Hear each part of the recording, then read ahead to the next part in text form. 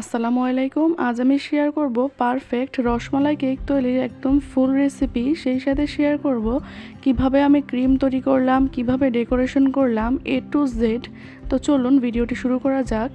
প্রথমেই আমি শুকনো উপকরণগুলো চেলে নিব। তার জন্য নিয়ে নিয়েছি হাফ কাপ ময়দা, 1 টেবিল চামচ কর্নফ্লাওয়ার, হাফ চামচ বেকিং পাউডার। এবার আমি সবগুলো উপকরণকে একদম ভালোভাবে চেলে নেব যাতে কোনো দানাদার অংশ না থাকে। যে কোনো কেক তৈরির ক্ষেত্রে ময়দা চালাটা খুবই ইম্পর্ট্যান্ট। ময়দাটা যত ভালোভাবে চালা হবে কেকটাও তত একদম পারফেক্ট হবে। এবার আমি নিয়ে নিয়েছি অন্য একটা বাটিতে 2টা ডিম। ডিমগুলোকে খুবই আলতো হাতে ভেঙে নিতে হবে যাতে কুসুমটা ভেঙে না যায়। কুসুমটা ভেঙে গেলে ডিমের ফোমটা ভালো হবে না। এবার আমি এখান থেকে ডিমের কুসুমগুলোকে একটা বাটিতে তুলে নিচ্ছি। ডিমের কুসুমটাকে আমি একটা সাইডে রেখে দিয়ে ডিমের সাদা অংশগুলোকে আমি 3-4 মিনিট বিট করে নিব হালকা একটু ফোমি আসার জন্য। তারপর এখানে আমি দিয়ে দিব 1/4 কাপ চিনি। আপনারা চাইলে এর থেকেও বেশি দিতে পারেন, তবে রসমালাইয়ের শিরাটা যেহেতু অনেকটা মিষ্টি তাই আমি চিনিটা কমিয়ে দিচ্ছি। চিনিটা আমি একেবারে দিয়ে আমি বিট করে নিব যতক্ষণ না চিনিটা খুব ভালোভাবে গলে যায় আর ডিমের ফোমটাও খুব সুন্দরভাবে তৈরি হয়ে যায়। দেখুন আমার ডিমের চারপাশে চিনিটা ছড়িয়ে গিয়েছিল, তাই আমি মাঝখানে এনে নিচ্ছি, নিয়ে আবারও খুব সুন্দরভাবে বিট করে নিব।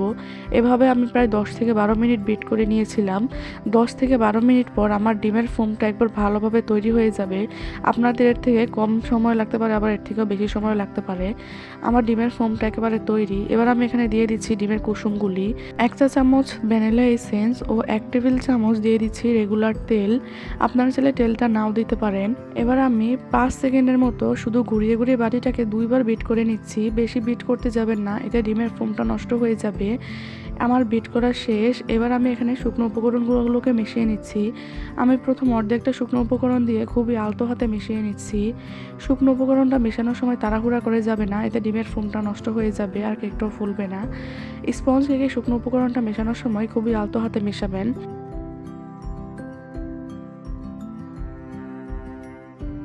দেখুন আমি কিন্তু ঘুরিয়ে ঘুরিয়ে খুবই আলতো হাতে শুকনো উপকরণগুলোকে মিশিয়ে নিচ্ছি। আমি কিন্তু একদমই তাড়াহুড়া করছি না। এবার আমি বাকি শুকনো উপকরণটাকেও দিয়ে দিচ্ছি, দিয়ে আমি আবারও আলতো হাতে শুকনো উপকরণটাকে মিশিয়ে নিব।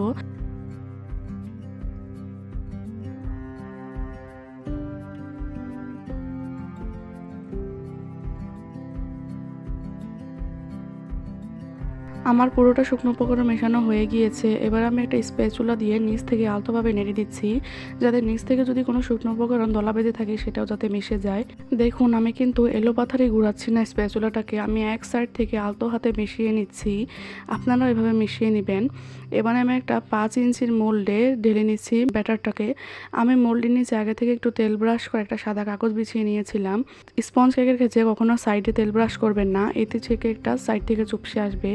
আমি পুরোটা ব্যাটার ঢেলে নিয়েছি। এবার আমি একটা সাসলিকের কাঠি দিয়ে ব্যাটারের মাঝখানে একটু নেড়ে দিচ্ছি যাতে ভিতরে যদি কোনো এয়ার বাবলস তৈরি হয়ে থাকে সেটা যাতে বের হয়ে আসে।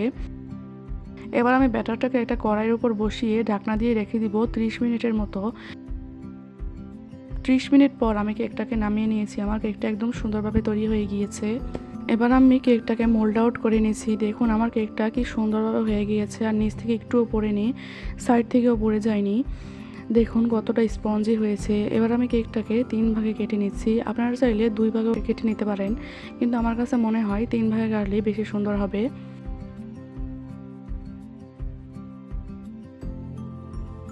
দেখুন আমি কেকটা কেটে নিয়েছি। এবার আমি আপনাদেরকে দেখিয়ে দিয়েছি আমার কেকটা কতটা স্পঞ্জি, কতটা সফট হয়েছে মাশাআল্লাহ। এবার আমি কেকটা ডেকোরেশন করব। ডেকোরেশন করার জন্য প্রথমেই আমি রসমালাইগুলোকে একটু ভেঙে নিব, কয়েকটা রসমালাই নিয়ে। এই রসমালাইগুলো কিন্তু আমার বাড়িতে তৈরি একদম হোমমেড রসমালাই। আমি লিঙ্কটা ডেসক্রিপশন বক্সে দিয়ে দিব, আপনারা চাইলে দেখে নিতে পারেন। এবার আমি রসমালাইগুলোকে ভেঙে দিয়েছি, আর এদিকে কিছুটা কাজু বাদাম ও কাঠবাদামও কুচি করে নিয়েছি। এবার আমি ক্রিমটা তৈরি করে নিব। তার জন্য নিয়ে নিচ্ছি 1 কাপ ক্রিম। আমি হাফ কাপের কাপটা দিয়ে 2বার নিয়ে নিয়েছি। এবার আমি ক্রিমটাকে 5-6 মিনিটের মতো বিট করে নিব। আমি কিন্তু ক্রিমটা একদম বরফ বরফ ঢালিনি, একদম যখন পুরোটা গলে গিয়েছে, একটু ঠান্ডা ঠান্ডা আছে, সেই মুহূর্তে আমি ক্রিমটা নিয়ে নিয়েছি। আমি কিন্তু ট্রপিক্যাল ক্রিমটা ইউজ করেছি, আপনারা চাইলে যে কোনো ক্রিম ইউজ করতে পারেন। তবে যে কোনো ক্রিম ইউজ করার সময় একদম বরফ থাকা অবস্থায় ঢালবেন না, যখন একদম গলে যাবে কিন্তু ঠান্ডা থাকবে সেই অবস্থায় ক্রিমটা ঢেলে নেবেন।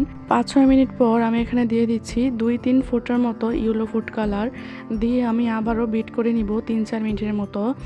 এবার আর বেশি বিট করা লাগবে না, 3-4 মিনিটের মতো বিট করে নিলেই আমার ক্রিমটা একদম পারফেক্টলি তৈরি হয়ে যাবে। আমার পুরোটা ক্রিম তৈরি হতে সময় লেগেছে প্রায় 10-12 মিনিটের মতো।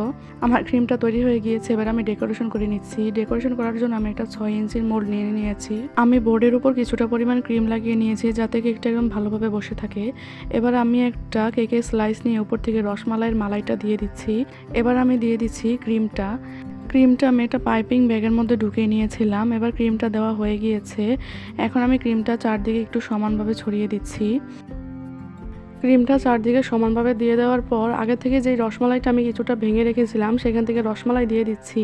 আমি অনেকটা পরিমাণে রসমালাই দিয়ে দিচ্ছি, আপনারা আপনাদের ইচ্ছা অনুযায়ী রসমালাইটা দিতে পারেন, তবে রসমালাইয়ের মিষ্টিগুলো বেশি দিলে খেতে অনেক মজা লাগে।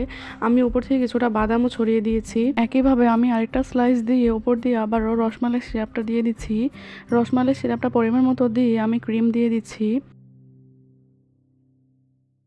ক্রিমটা খুব ভালোভাবে আমি চারদিকে লাগিয়ে নিব যাতে চারদিকে একদম সমানভাবে থাকে।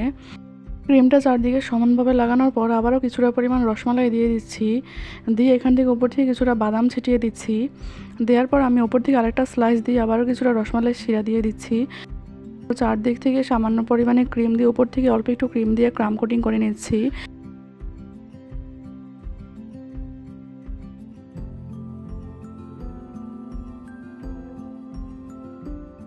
ক্রাম কোটিং করে নেওয়ার পর আমি এটাকে 2 ঘন্টার জন্য ফ্রিজে সেট হতে দিয়েছিলাম। 2 ঘন্টা পর নামিয়ে আমি একটা পাইপিং ব্যাগের মধ্যে পরের মতো ক্রিম নিয়ে চারদিকে ক্রিমটা লাগিয়ে দিচ্ছি। চারদিকে ভালোভাবে ক্রিমটা লাগানোর পর আমি উপর থেকে বেশ কিছুটা ক্রিম দিয়ে দিচ্ছি। এবার আমি একটা স্ক্র্যাপারের সাহায্যে চার দিয়ে ঘুরিয়ে ঘুরিয়ে ক্রিমটা সমান করে নিচ্ছি। আপনারা দেখলেই বুঝতে পারবেন আমি কিভাবে কাজটা করে নিচ্ছি। আমি যতবার স্ক্র্যাপারটাকে ঘুরিয়ে আনছি ততবার কিন্তু স্ক্র্যাপারটা আবার পরিষ্কার করে নিচ্ছি, এতে কেকের ফিনিশিংটা খুব সুন্দর হবে। চারদিক থেকে ক্রিমটা ভালোভাবে লাগানোর পর আমি উপর দিক থেকেও প্যালেট নাইফ দিয়ে খুব ভালোভাবে ক্রিমটা লাগিয়ে নিচ্ছি। লাগিয়ে নেওয়ার পর আমি আবার দিয়ে চারদিক থেকে আবার একটু সমান করে নিয়ে উপরে প্যালেট নাইফ দিয়ে আবার সমান করে নিচ্ছি। দেখুন আমি কিন্তু যতবার প্যালেট নাইফ দিয়ে টান দিয়ে আবার পরিষ্কার করে নিচ্ছি। যদি প্যালেট নাইফের মধ্যে ক্রিম লেগে থাকে তাহলে ফিনিশিংটা সুন্দর হবে না। ফিনিশিংটা খুব ভালোভাবে দিয়ে দেওয়ার পর এবার আমি একটা নজলের সাহায্যে সবগুলো ফুল দিয়ে দিচ্ছি। এখানে আমি 2B নজলটা ব্যবহার করেছি, আপনারা যে কোনো নজল ব্যবহার করতে পারেন। আমি কিন্তু উপরে ফুলগুলো দিয়ে দেওয়ার পর নিচ থেকে ঘুরিয়ে ঘুরিয়ে ফুল দিয়ে দিচ্ছি, এতে নিচের সাইডেও দেখতে সুন্দর লাগবে। এবার আমি উপর থেকে কয়েকটা রসমালাই দিয়ে দিচ্ছি, এতে দেখতে ভালো লাগবে। রসমালাইগুলো দিয়ে দেওয়ার পর উপর থেকে কিছুটা কাঠবাদাম আর কাজু বাদাম ছিটিয়ে দিচ্ছি। এবার রসমালাইগুলোর উপরে কিছুটা হলুদ ফুড কালার দিয়ে দিচ্ছি। তো আমার রসমালাই কেক তৈরি, কেমন হয়েছে অবশ্যই জানাবেন।